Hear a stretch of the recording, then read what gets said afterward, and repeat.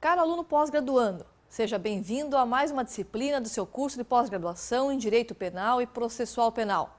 Nessa disciplina estudaremos os principais tipos penais previstos no Código Penal e nas leis esparsas. Veremos desde os crimes contra a pessoa, crimes contra o patrimônio, contra a honra, contra a dignidade sexual, a família, o sentimento religioso, a administração pública e os crimes contra o meio ambiente. Busque identificar e diferenciar todos esses crimes agora de uma forma mais aprofundada e com mais fundamentação teórica. Procure aumentar os conhecimentos que já aprendeu na graduação através de estudos, pois essa é uma das principais ferramentas do direito, a leitura. Essa disciplina está diretamente interligada com os fatos que diariamente escutamos nos meios de comunicação. Homicídios, abortos, roubos, latrocínios, estupros, crimes ambientais, enfim, tantos fatos horríveis que nos colocam a pensar como a justiça julga esses casos. Neste vídeo vou procurar apresentar conteúdos que possam ser úteis no dia a dia profissional, assim como sugestões para o desenvolvimento da criatividade. Abordaremos 4 temas que são: diferença entre crimes de homicídio e infanticídio, crimes em pacto de morte, crimes de aborto e homicídio culposo no trânsito. Para cada um desses temas, vamos apresentar um caso polêmico para melhor elucidar o conteúdo dessa disciplina.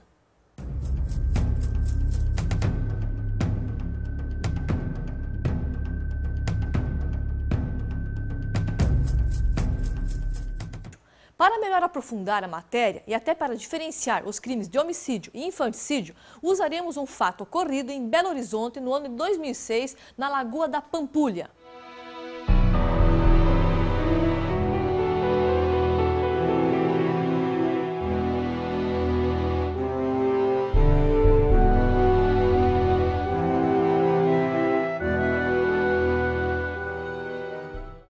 Conforme a reportagem da Folha de Contagem do Estado de Minas Gerais, Simone, mãe, teve uma criança. Nasceu com 5 meses de gestação, nasceu prematura. Ficou hospitalizada por 2 meses. Após 2 meses, recebeu alta do hospital. Quando voltava para casa, colocou o bebê em um saco, amarrou e jogou na Lagoa da Pampulha. Essa criança foi localizada por moradores próximos, ainda com vida, e resgatada a salvo.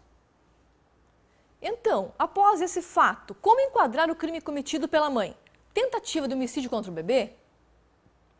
Tentativa de infanticídio contra o bebê, seu filho? Perceba que a punição do crime de homicídio e infanticídio é bem diferenciada.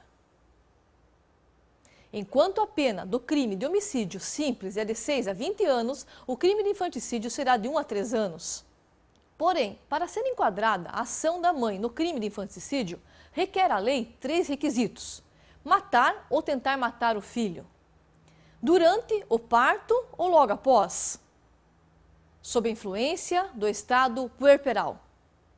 Vejamos no caso apresentado. A mulher acusada do crime de matar seu filho poderá responder por homicídio ou infanticídio. Qual é o enquadramento legal correto? Primeiro requisito: as provas demonstram que ela queria matar seu filho, pois colocou dentro de um saco de lixo e o jogou amarrado em um pedaço de madeira na Lagoa da Pampulha. Segundo requisito: durante o parto ou logo após, esta senhora teve o parto prematuro. O bebê nasceu com 5 meses de gestação e ficou internada em hospital por 2 meses até receber alta. Uma criança com 2 meses de vida, trata-se de recém-nascido? Professor Rodrigo França, professor do curso de graduação de Direito do Grupo Nacelv, também pode nos ajudar a responder sobre o caso apresentado. Trata-se de crime de homicídio ou trata-se de crime de infanticídio? Professor Rodrigo, qual a sua opinião? Olá, acadêmicos.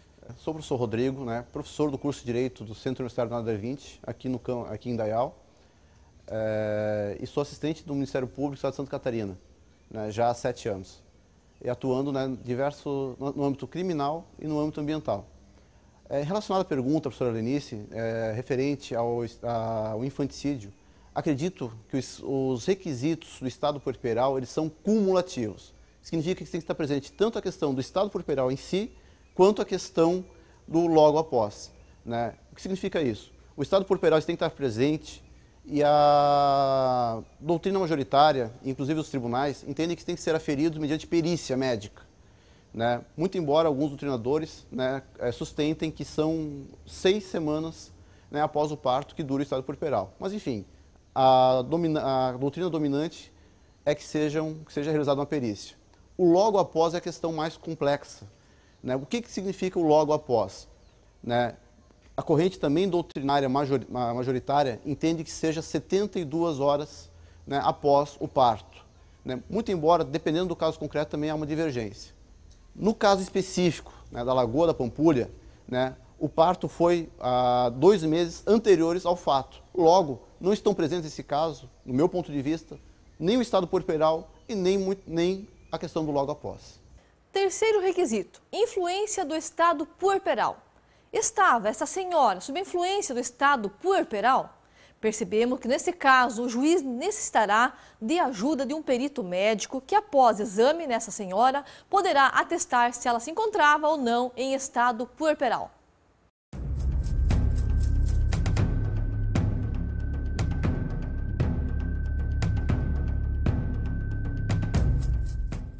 Vislumbrem o seguinte fato.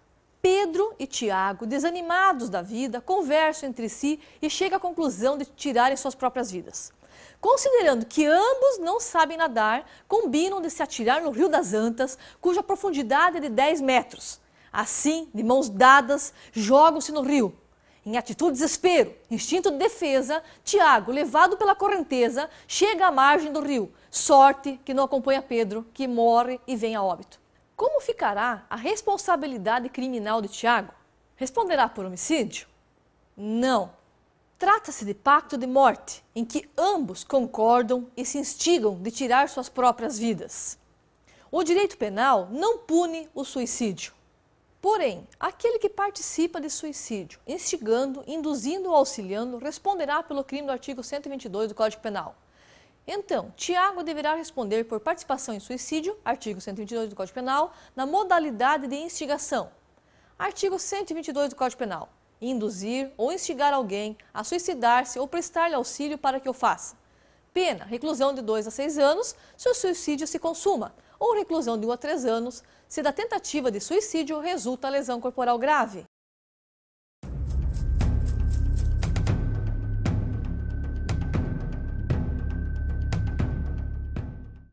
Caso 3, crime de aborto. Tratando do crime de aborto, imagine o seguinte fato. Agente que, desconhecendo a gravidez da esposa, 2 meses, lhe aplica sem motivo algum uma surra e lhe causa lesões corporais leves e também o aborto. Responderá pelo crime de aborto? Primeiramente, é importante lembrar que o crime de aborto só existe na modalidade dolosa, ou seja, o Código Penal não pune o aborto culposo. Então, se o agente desconhecia o estado de gravidez da esposa, pois nem visível era, não poderá responder pelo crime de aborto. O agente apenas responderá pelo crime de lesões corporais. Porém, se a vítima encontra-se visivelmente grávida, por exemplo, no 8º mês de gestação, e essa recebe do seu namorado pontapés na barriga, provocando-lhe lesões, como também a morte do feto e sua expulsão do útero da gestante, como deverá responder o namorado? Agora sim pelo crime de aborto, pois mesmo que o namorado alegue que não queria a morte do feto, mas apenas a surra na namorada, veja que os pontapés foram na barriga e encontramos aqui a figura do dolo eventual. Ele assume o risco do resultado aborto, pois sabedor da gravidez provoca pontapés na barriga da gestante.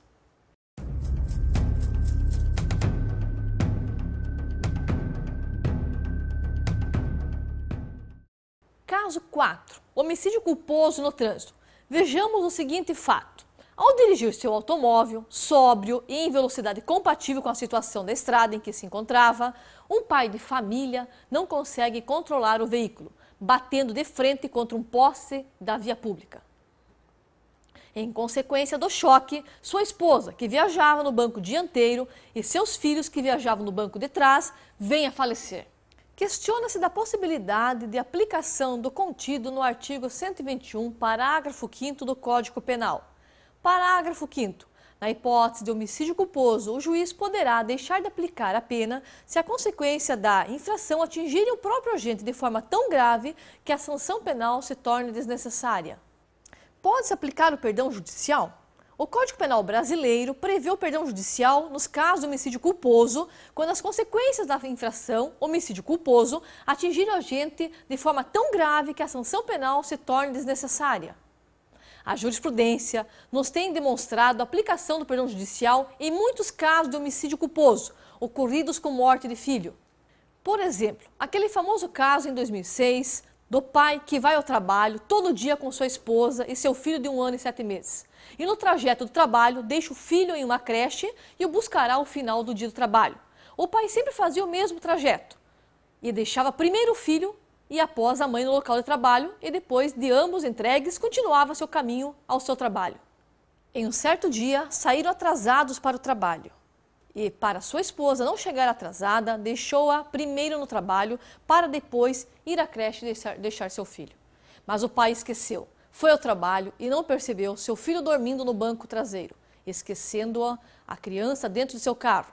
Horas mais tarde, lembra-se do filho e não se recorda de ter deixado na creche. Corre até o carro, mas já encontra seu filho morto, asfixiado pela falta de ar e pelo calor escaldante, pois seu carro era deixado no pátio de sua empresa. Então, podemos aplicar o perdão judicial aos crimes de homicídio no trânsito quando as vítimas são os familiares, filhos e esposas? É perfeitamente possível aplicando-se a analogia in bonum partem. A analogia in bonum parte é um termo em latim e significa dizer que quando houverem casos semelhantes, o juiz poderá aplicar a lei melhor para a parte. Esse entendimento já está pacificado em nossos tribunais.